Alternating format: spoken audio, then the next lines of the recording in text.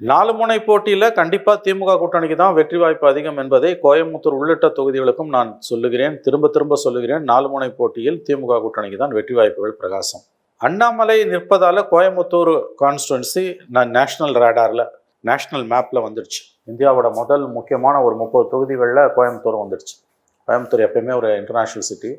Plus இப்போ BJP அங்கே ரொம்ப அக்ரெசிவாக ஒர்க் பண்ணுறாங்க. ப்ளஸ் அண்ணாமலை ஒரு யங் லீடர். இந்த வருஷம் தான் அவருக்கு 40 வயசு முடிய போகுது. மோடிக்கு ரொம்ப நெருக்கமானவர், நம்பிக்கைக்குரியவர். மோடி மேடையிலே அவரை கையை பிடிச்சிக்கிறாரு.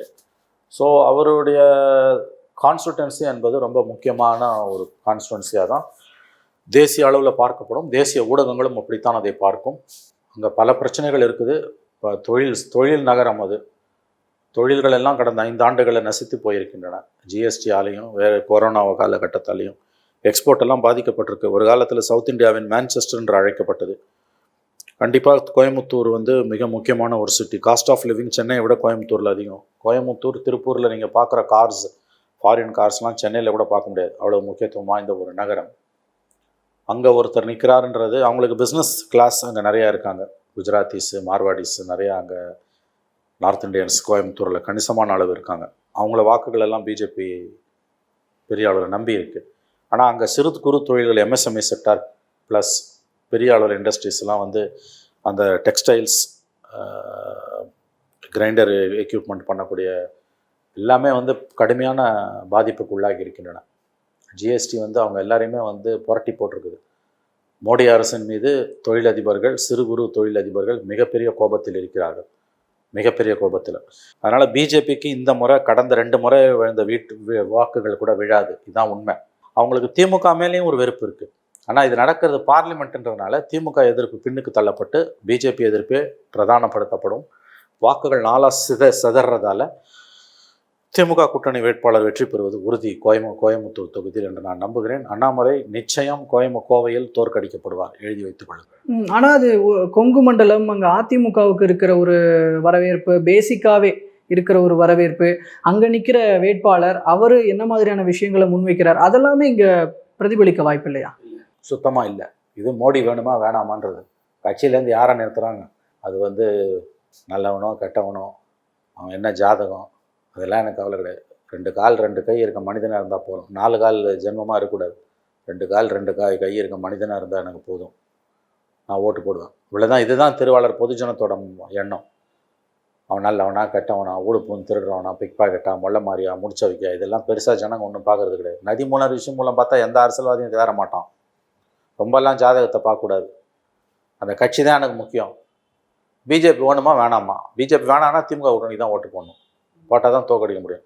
இல்லை எனக்கு பிஜேபியை பிடிக்குதுன்னா நீ பிஜேபிக்கு தான் ஓட்டு போட முடியும். திமுக கூட்டணிக்கு அதிமுக நீ போட முடியாது. மோடி வேணுமா வேணாமான்னும் போது வேணான்னா ஆட்டோமேட்டிக்காக உன் ஓட்டு திமுக கூட்டணிக்கு தான். ஏன்னா அவங்க தான் தோக்கடிக்க முடியும். அதிமுக சீமானை தோக்கடிக்க முடியாது. இது யதார்த்தம். அசம்பிளினா வேறு, இங்கே பார்லிமெண்ட்டு.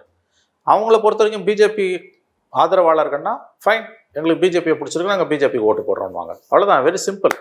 கேண்டிடேட் யார், அவன் ஜாதகம் என்ன, அவன் மொல்ல மாறியா, முடிச்ச வைக்கா, ஊடு பூந்து திருடுறவனா, அல்லது படித்தவனா, பண்பாளரா, அந்த கதையே வேணாம் எனக்கு. இந்த கட்சிக்கு நான் ஓட்டு போடுறேன், அவ்வளோதான்.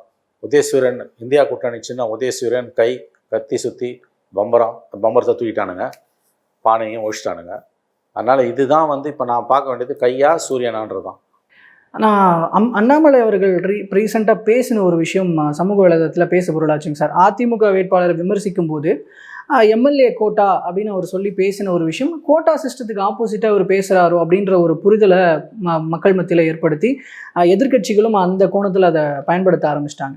இங்கே கோட்டா சிஸ்டத்துக்கு அண்ணாமலை அவர்கள் எதிராக அந்த ஸ்பீச் நீங்களும் பார்த்துருப்பீங்கன்னு நான் நினைக்கிறேன். அவர் அந்த எண்ணத்தில் சொன்னதை நான் பார்க்கல. அவர் சொன்னது குடும்ப அரசியலை மெயின் பண்ணுறாரு. கோட்டா சிஸ்டம், எம்எல்ஏக்கு இவ்வளோ சீட்டு, எம்பிக்கு இவ்வளோ சீட்டு.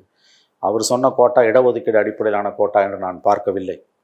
அண்ணாமலையோட பிரச்சனை என்னென்னா, இந்த மாதிரி பேச வேண்டிய, அதுவும் எலெக்ஷன் டைமில் நாக்கில் கட்டுப்பாடு இருக்கணும். பேசாமல் வாய்மொழியோ இல்லாமல் இந்த சைகை மொழியில் பேசுவான் தெரியுங்களா. காது கேளாத, வாய் பேச முடியாதவர்கள் டிவி நியூஸ் பார்த்துருப்பீங்களே, அந்த மாதிரி அண்ணாமலை ஓட்டு கேட்டால் கூட நல்லாயிருக்கும். வாயை திறக்காமல் இருந்தால் கூட பிரச்சனையில் மாட்ட மாட்டார். வாயை திறந்தால் பிரச்சனையில் தான் மாட்டுறாரு.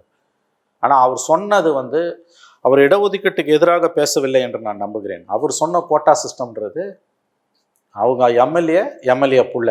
இப்போ என்ன நடக்குது தமிழ்நாட்டில்? எல்லா கட்சியும் குடும்ப அரசியலில் தான் நிரம்பி வழியுது. திமுக மட்டுமா?